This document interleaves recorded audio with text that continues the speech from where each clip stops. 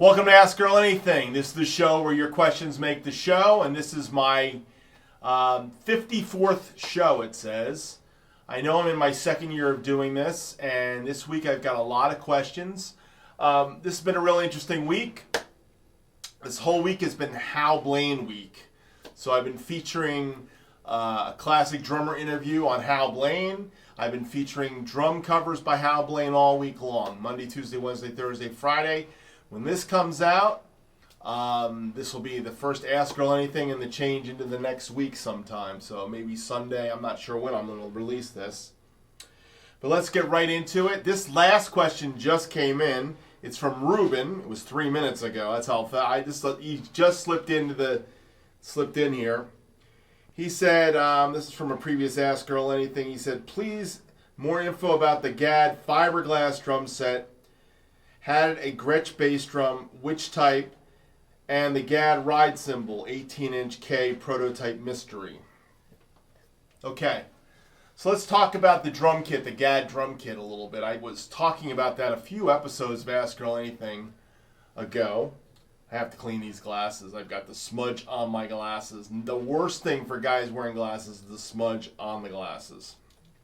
All right, so the famous Gadd kit from pre-Yamaha, which was the kit that he used to get his Yamaha Recording Customs built, was the kit with a pearl fiberglass 6.5 by 10, 8 by 12, 9 by 13, 10 by 14. Okay? Now, it was rumored that the bass drum of that kit was not a pearl bass drum, but it was a Gretsch bass drum, and I believe it was a 22-inch. Okay, I've only seen one or two pictures of this kit, but I believe it was a 22-inch, probably a 14 by 22 Gretsch bass drum. Okay, that was white also. The whole kit was white colored.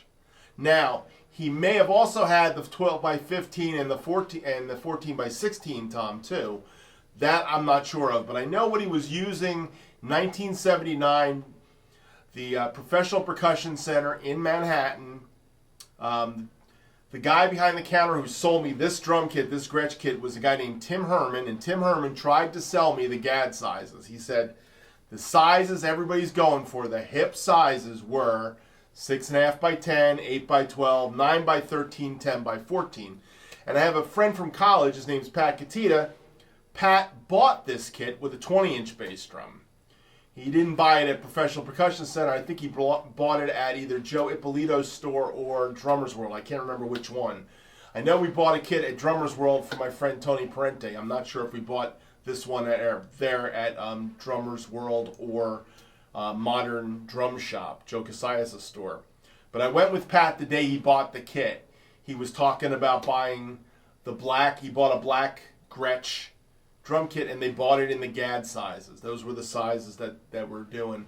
And I filled in for him on a high school musical back in college. It was the show Mame, and his kit was there. He couldn't make the performance. He had a class, and I went in and played the afternoon performance for him. So I played that kit. It was a really nice kit, really nice little Gretsch kit.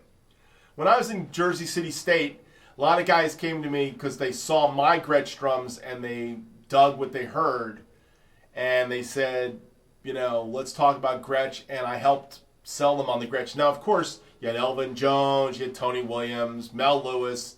Everybody played Gretsch. The hip jazz guys wanted Gretsch drums. So, but we were all going to New York City and buying them with the pearl hardware put on them, except my friend Tony Parente, who bought a kit with sonar hardware on it. I remember it was Drummer's World because Barry Greenspan from Drummer's World, the owner of Drummer's World, I would see him many years later, probably close to 25 years later.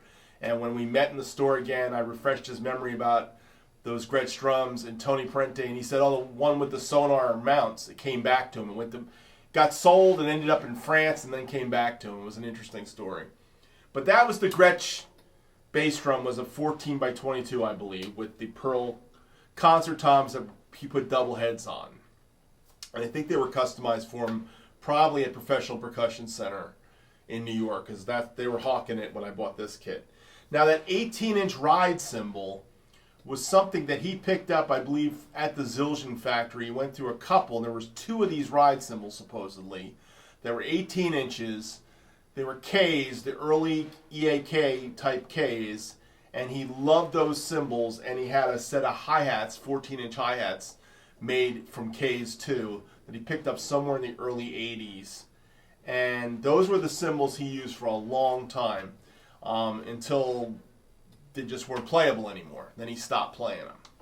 So that's about as much as I know about those cymbals. But the K Custom Sessions line was created off of those prototypes, the hi-hat and that ride cymbal. And there's a video of Steve Gadd talking about the K Session line, which is funny because he talked about the K Session line. They put out the K Session series, and then from that point forward, he was no longer playing K Sessions anymore.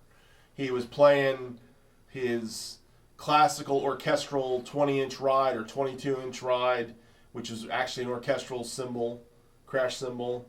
He's got a Constantinople K. He's got a couple other Ks that he pulls out for different things that are part of his normal arsenal. And he's got a set of hats that are, it's got a sound edge bottom, or sound edge is the Paiste term. I forget what they call them on the master sound bottom on the hi-hats, where it's got the little rippled edges. And then he's got a top cymbal. I'm not sure what it is, but I think the bottom is an A custom cymbal with the rippled edge. Anyhow, ever since those K Sessions came out, custom Sessions came out, Dad stopped using that cymbal, so that's been retired, that cymbal. All right, let's go to the next question. My next question comes from Toasty Todd, and he said, Earl, I have a couple of quick questions about flea bites on cymbals. I have tiny bites on my 20-inch giant beat. It doesn't go all the way through from one side of the edge to the other. I wouldn't be noticeable unless you ran your finger around the edge of the cymbal. Would you be concerned about the cymbal eventually cracking? Have you ever sanded out a small bite, and how do you do it? I can't find a single video on YouTube about that addresses this topic. I want to throw this cymbal in my regular rotation.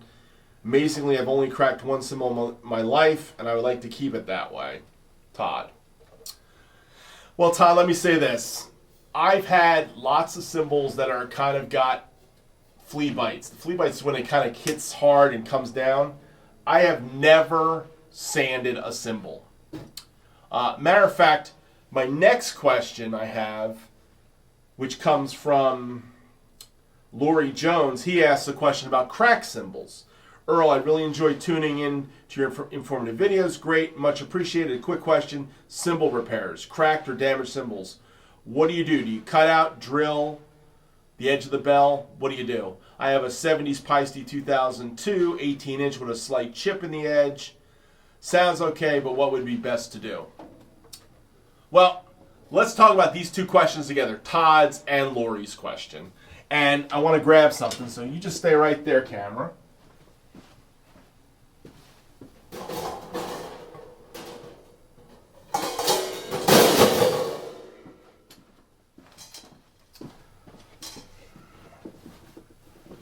All right, this is my 16-inch Paiste traditional splat. It's been losing its vibe for a long time, and I think I finally killed it. And I think when it totally died, it was pretty darn close to dead, but the thing that killed it the most was drilling that hole to stop the crack. There's a crack right here. You can see it kind of torn apart, and I put a hole right there. I also put 2 rivets in here just to give it a little more sustain. But I think since I've drilled the hole, it's just gotten worse. So I will say this about fixing and repairing cracks. If you're going to do this, I mean, the next step for me is to cut the piece out, which is probably what I need to do, is snip it, cut it, and then kind of file it so I get the sharp edge off, because I think the way it is right now with it touching still, it's not sounding really cool. It would sounded better with just leaving the crack alone. A lot of times when I get a crack in a cymbal today, I may take the cymbal out of the major hard rotation, but drilling that hole never makes the cymbal sound good to me. So probably if you took it to somebody, you could take that out and put the little edge in and kind of grind it out, get that little grind on it, it's worth it. But for Todd, the flea bites, I wouldn't do anything because you're really taking that chance of destroying the cymbal. So this one got to the point where it was just moving. The crack was moving. It moved about almost an inch, probably a solid inch on this cymbal. And I said, it's just not worth it. Now I've got an 18-inch Sabian sound control crash ride. It's got a slight crack in it, and I'm not touching it. I'm not drilling any holes, but I just don't play it very often. Right now it's on my little kit right now, and I just don't want to take the chance of losing that cymbal. It still sounds great. So when the crack starts to become a problem, then you got to pull it out. Now, if it's a heavy rotation, heavy rock gig type player, you're going to destroy that cymbal faster than anything if you don't stop it with a hole. Okay? And a lot of those guys, what they do is they cut them out and they take a chunk out and then they grind it down. Professionally, there are guys that do it in a lot of towns. So you might want to look into that unless you're good with the grind wheel. But I'm finding this has just lost its tone. I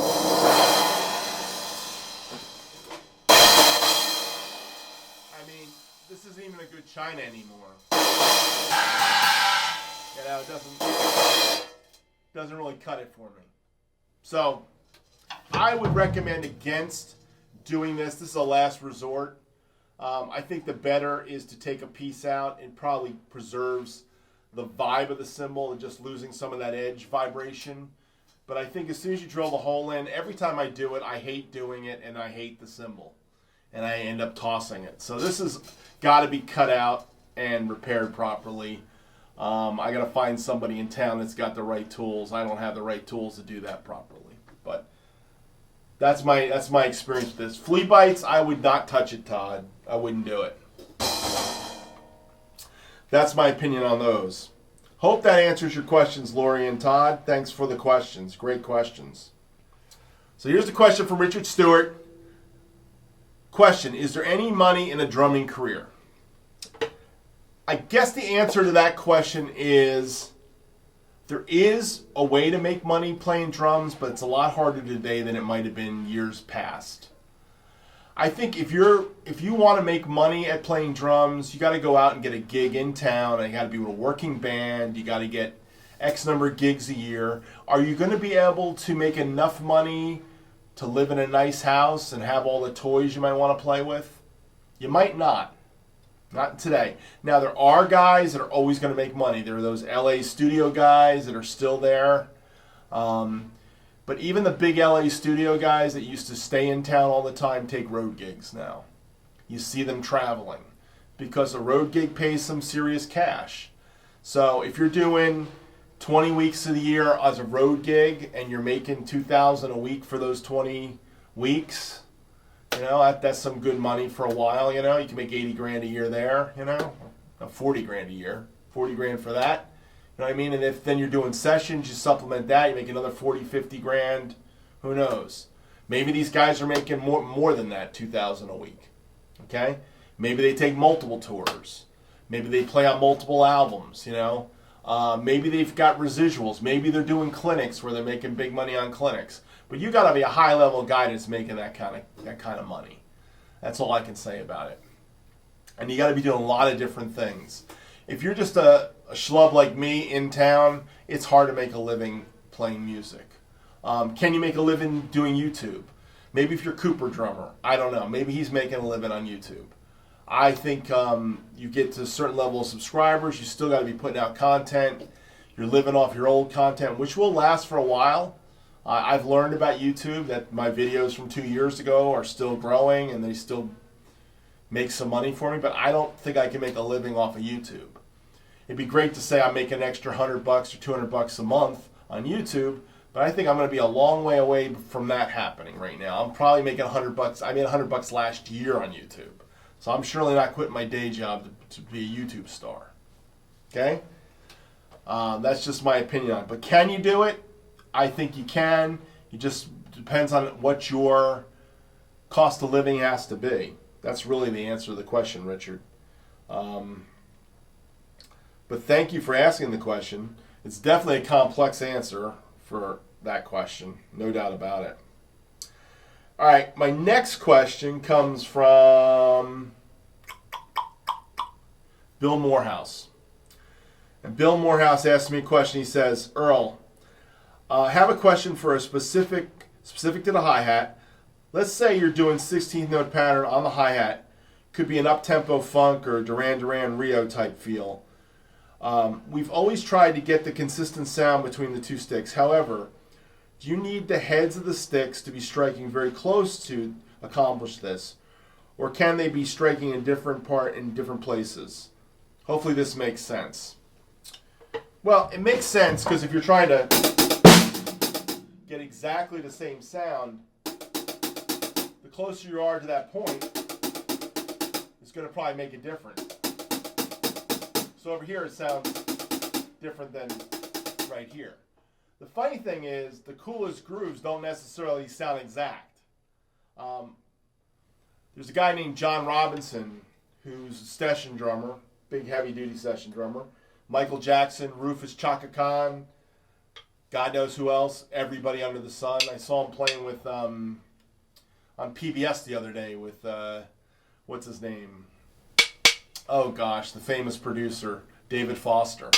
And JR's got this thing where he plays in two spots usually when he does these things.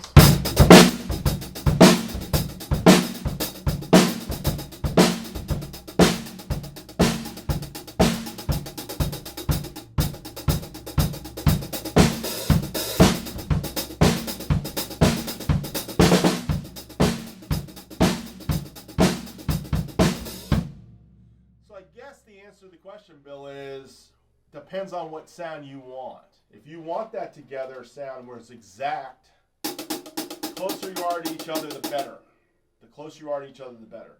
If you're going for a different vibe, then you might spread it out. I don't think I would worry that much about it usually. When I'm playing those kinds of grooves, I'm not really worried about getting it to sound exact. If you're trying to sound like a drum machine, then you're going to try to get it to sound exact. But most good drum machine programs don't sound exact. If they're using a drum machine and they want a certain groove in it, they still try to program in that humanness, which is not exact. It's kind of funny. We go to the drum machine to get that exact tempo feel, but then we try to program in the humanness to make it sound right. So that's just where life is. So I would say, to answer your question, if you want it to be exact, yeah, you got to be right next to one another, but I would probably not worry about it, to be honest, and just go for the vibe that you're getting off the hi-hat. That's the way I would play it. Especially in the funk or the Rio thing. They weren't thinking about that. If they were thinking about it on Rio, then Rio was completely programmed on a Linn drum. Which it may have been, by the way. I don't know. All right, my next question comes from AR Drummer, Adam. And Adam says, cool upload. Question, have you ever played 16-inch or larger hi-hats? And what's your opinion? The answer to that question is yes, I have played 16-inch or larger hi-hats, but they're not hi-hats. They're crash cymbals. I take two crash cymbals of 16-inch weight and put them together. I've done that quite a few times. I have this one 16-inch ride cymbal from Istanbul that weighs about 1,800 grams, and I use that a lot of times as a bottom cymbal to a Sabian HH 16-inch medium thin crash, or Zildjian K medium thin crash, or a Zildjian medium thin crash. I have never used the Peisty thin crash. I've tried the Peisty with the rivet in it. The rivet's in it now. This one. I've tried it. It just sounds terrible. It's sounded terrible forever. So I don't use that cymbal unless I'm stacking on top of something for a hi-hat. I've tried 17s. I don't like 17s. That's for Steve Jordan. He loves 17s, and I think the way he gets the sound of 17s to work is cool. But I haven't found the right combination of 17s to make it work for me. But I have done the 16 thing, and I do it occasionally in church. It's kind of a bigger vibe, and it is kind of cool to do once in a while. So definitely try it. A lot of fun. But I've never bought a set of 16-inch hi-hats. The highest hi-hat, official hi-hat size I have is 15-inch, and I love my 15-inch giant beats. So Hope that answers that question, Adam. Great question. All right, my next question comes from Baxter Shorndon Music, and he says, "Thank you for answering my question, Earl. Love the show. For the next one, I'd love to hear your thoughts on Premier drums. It seems like they aren't as popular as they used to be these days. I played one in 2007. It's built like a tank." I think the reason why you're not seeing Premier drums anymore is I'm not sure they're in business anymore. And if they are, they're relegated to a budget drum kit.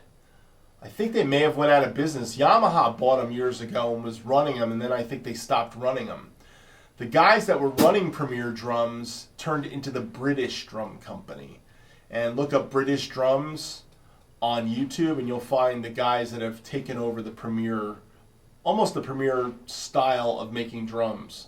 And I think all those guys came out of the Premier company in England at one point in time.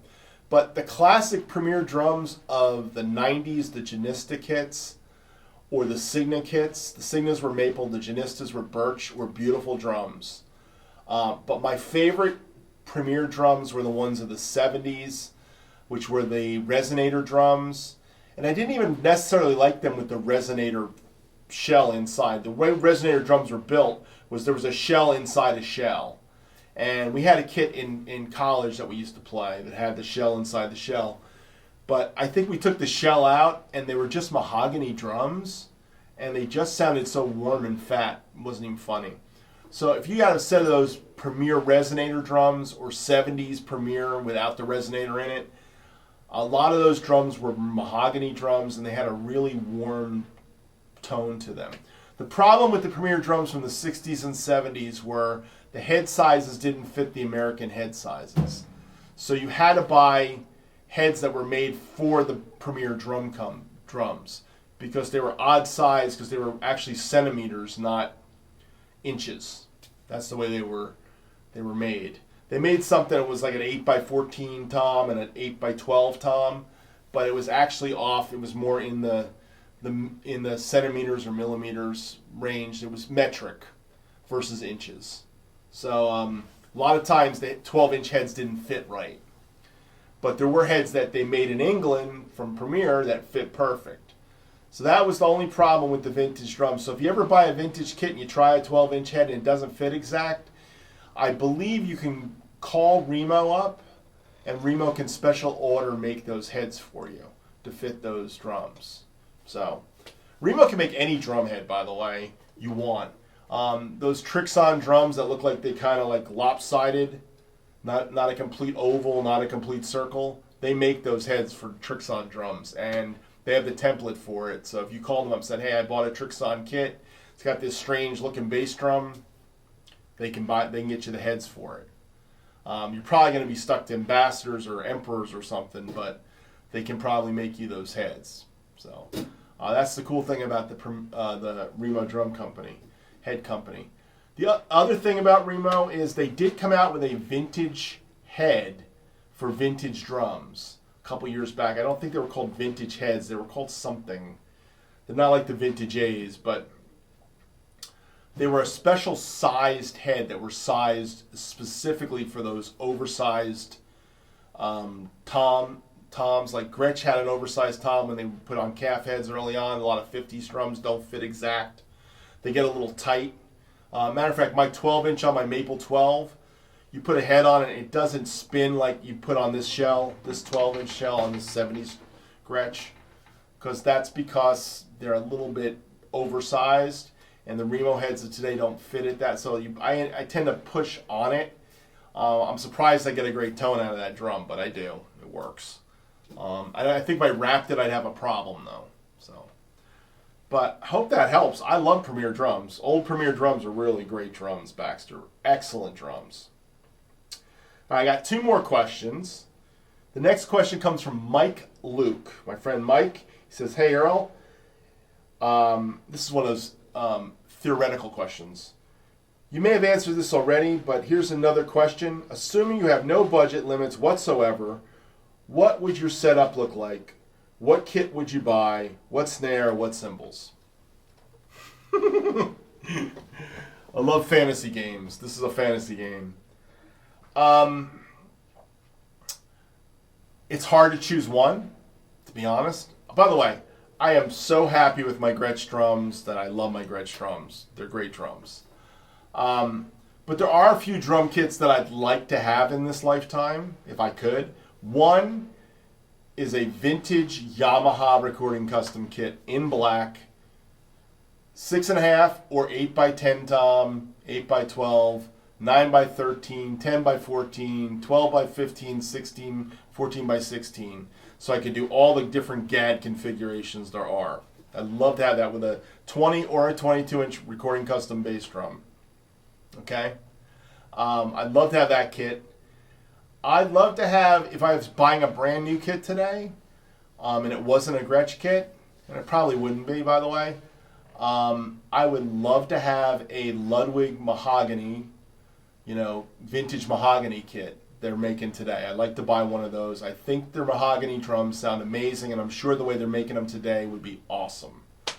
So just a shell pack of that, probably a 5-piece kit or 6-piece with 2 toms up top at least, 2 floor toms, probably 10, 12, 14, 16, or maybe 10, 12, 16, 18, because I've never had an 18. That's a possibility too. As far as snare drums go, I would love to have a Ludwig Black Beauty 6.5 by 14. It's probably one of those drums I should have. I probably could have had by now, but I've bought other drums, and I haven't bought a snare drum in a long time, but I'd like to have one of those. I'd like to have a Craviato, one of the Johnny Craviatos from the past, so it'd have to be one of the ones not made today. But I'd love to find a Craviato drum with his signature in it. That would be one I'd like to have. I love solid shell drums. By the way, of the drum kits, a Craviato drum kit would be a nice kit to have. Probably 10, 12, 14, 16 with a 20-inch kick. Solid shell drums. I think I'd love to have that kit. Another classic kit would be an old vintage Camco kit in a natural wood finish. By the way, all these drum kits, including the Yamaha Recording Custom, are painted lacquer on it, or would be a wood type finish with a lacquer finish. I don't really want to wrap. Even that vintage mahogany kit, I'd rather have a vintage kind of stain on it or something, because I just don't like what wraps do to them, even though wraps look cool. Okay, so a Camco kit, old 70s Camco kit, 12, 13, 16 would be fine. 22-inch kick drum, that would be a nice kit to have, or a 24-inch kick drum, nice kit to have around. Cymbal-wise, I guess cymbal-wise would be, I'd like to have a set of the Paiste 602s, but I'd like to have a set of the vintage Blue Label ones. 22-inch medium ride Blue Label, some of the Blue Label crashes. I don't know, there's something about the Blue Label Paiste 602s that had a certain vibe and sound to them. Maybe a dark ride, because I've always wanted a dark ride, Paiste dark ride from the 602 series, late 70s. I have a tendency to want older stuff. I don't really want the new stuff that badly right now. I'll tell you, this, since we're in Fantasyland, I would take a whole set of UFIPs, to be honest. If I could buy another set and keep all the stuff I have, probably more than the old Paiste 602s would be a set of UFIP cymbals. UFIPs are made in Italy, and they're cast cymbals, meaning they don't cast a thing and then push them through and then flatten it out and then put a bell in it. They cast it with the bell in it, and then they do the lathing on them. They're bell-like. They are one of the most interesting cymbals you'll ever play, in that they don't have these weird overtones that the Zildjians, the Paistes, the Sabians, and every other cymbal company's got. They have a bell-like clear note. When you hit it, that note is the same, and all the overtones are all overtones of it like a bell would be, of that one note. So when you dial in UFIPs, you really are getting these really clear tones. A lot of guys don't understand that about UFIPs, because they are truly the rotocast cymbals, they call them. And I like their classic line. I almost bought a UFIP ride cymbal about 8 years ago at Resurrection Drums. They had a 22, and it was so beautiful. I just couldn't pull $400 out of my pocket that day to buy it. I almost wish I had, because I probably would have went UFIPS a long time ago. That's what it took me to get back into Zildjians, was buying that Carope and buying the Paiste 20-inch crash cymbal I bought. That was the Danny Gottlieb. Those two things spurred me into like buying a whole set of Paistes, a whole set of Zildjians again. So, but yeah, that's pretty much it. You know, I think the classic Ludwig snare drum, a Craviotto, solid shell, 6.5 by 14 would be nice. In maple solid shell. I'd also like to have a Dunnett somewhere in there, one of the Dunnett drums. I love Dunnett drums too. They're great drums. So, awesome question, Mike. Definitely fantasy lane down there. All right, and the last question comes from Beats by Jay. He said, "Hey Earl, thanks for the great information, informative show. I have a question for your next one. Maybe you've already answered this, but I may have missed it. You are obviously a very well-rounded musician. You cover many genres of music. My question is there anything in the heavy metal or rock genre that has ever specifically captured you? In the sense that you may not be entirely into that type of music, but you heard it and something happened on the drums and it made you pause and say, whoa, what is that? Who was it?" Great question, Jay. You're right. I don't give the heavy metal guys a lot of head turning. So I've given this some thought. Let me go this way with it. In the 70s, when everybody was into Zeppelin, I was into Chicago. It took me into my 20s to get a real appreciation for what Bonham did. Now, Bonham was the first... Some people say Led Zeppelin was the first heavy metal band, or it was Deep Purple, or some people say Iron Butterfly was the first heavy metal band. But Bonham, when I really listened to Bonham and went back in the catalog, I turned my head. But he's not considered heavy metal today. But he's where it went. The next guy that was that kind of heavier drummer was Alex Van Halen. And the 1984 album that they did with the guy smoking the cigarettes and the angel smoking the cigarettes on the cover. I think that was 1984 for some reason. That album made me turn my head, and then the next one when Sammy Hagar was on the album. The last one with David Lee Roth, and then the first one with Sammy Hagar. Those two albums were great albums by Van Halen, and I listened to a bit. You know, Panama, Jump, and then they got into the Sammy Hagar era, which I can't remember any names of the songs, but I just remember they were heavier, and I dug Alex Van Halen's playing. So Alex Van Halen definitely is one of those guys that made my head turn. Now, we start moving into the hair bands and stuff. There really wasn't a lot in the hair band era that made my head spin. You know, I was privy to get close to a concert at the Felt Forum we were invited to because my wife interviewed the drummer for Stryper, who, by the way, was nice, really nice guy, Robert Sweet. Not an awesome drummer. He was a hair band drummer. You know what I mean? I'll never forget his kit, though. He had those cymbals that were on chains, and he used to spin them like this and somehow duck so he didn't get clobbered by his Paistes. And I think he had a lot of color sounds with that yellow and black kit of his. But TNT and Loudness were on the stage before him, and while we were up there looking at his kit, I think Loudness was on the stage. So I got to hear some metal that day, and none of that was really doing anything for me. I mean, I think Quiet Riot had some interesting playing. Frankie Banali of Quiet Riot was a really good drummer, and he could play other things. I actually did a wedding in the 80s, and the lead singer from Quiet Riot was there, and part of the band was there. I think they came up and sat in with the band. They played our kits, my kit and stuff. It was kind of weird. We didn't have a real guitar player in that band, and that was the problem. I don't know how we dealt with the guitar situation, but they wanted to come sing with the band. It was kind of a funny thing. Had a couple of those kind of gigs where musicians were at the gigs. I guess the last metal guy that ever really made me turn my head was Lars, and I really liked Lars's playing on the soundtrack to Mission Impossible. And I was actually looking for their version of Mission Impossible, or the song that went with, that was their, I wanted to do a cover of that song that they did from Mission Impossible. Because they did a theme song for one of the Mission Impossibles. I think it was Mission Impossible 2 or 3, I can't remember which one. I thought that was a really cool song, that theme song they did. And I've thought about doing that as a drum cover. So maybe one day. I can't really say that anybody else has really turned my head. I mean, I see a lot of guys with chops. I see a lot of double bass, and it's all kind of blurring to me now.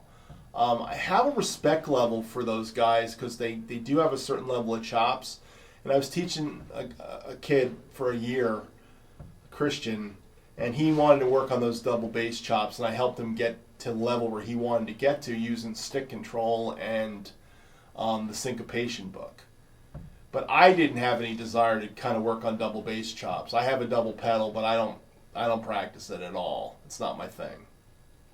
So I guess my lineage to the heavier drumming goes, Bonham, Alex Van Halen, Lars Ulrich would probably be it. Identifiable, you know what I mean? I think guys like Dave Grohl and Taylor Hawkins, I find them to be cooler to me than the metal guys. I find the punk guys to be cooler than that, punk, Weezer, Green Day kind of thing. And then the progressive guys, there's a lot of progressive guys that are just great players, Coheed and Cambria, and there's a couple other ones like that, that come from those kind of bands that are great players, you know what I mean? What's that one band I'm trying to think of? The guy's a great drummer, Jason McGreer. I forget what band he's in. He's a great drummer though, but he's a song player. See, again, I kind of go to song drummers, so that the younger guys that are song drummers are the guys I really dig. The funny thing about the hairband thing is, they really weren't playing anything that heavy. Like, I will tell you my Ricky Rocket story, because Ricky Rocket was going to give me some tickets to a show in Fort Lauderdale. He tried to buy a kit I had. I had a Vistalite drum kit back in the late 90s. It was green Vistalite, and he was into green back then. He had a green DW kit, I remember, for what's the name of his band? Gosh, Ricky Rocket band. Come on, it just blanked out on what band it is. But anyhow, he wrote me an email because I had it on a website, on a web page, and he wrote and he said, "Hey, do you want to sell these drums?" And I saw Ricky R Rocket at whatever it was at the time, and I wrote him back and I said, I don't want to sell them, but I'm willing to trade them. I'll trade you for the green DW kit. He said, "No, man, I can't do that. I can't trade the DW drums. But if you ever want to sell them to me." So I never did contact him when I did sell them. That was probably about almost 10 years later when I did finally sell them. But he was going to throw me some tickets to the show in Fort Lauderdale, which I couldn't make. But it's kind of funny. And it wasn't, he was a really nice guy. There were some really nice people in this business, I've met through the internet, and I've met in person. So some of those guys are really cool guys. Just Poison was the band. I couldn't believe I couldn't remember Poison. But, I mean, he was a good player.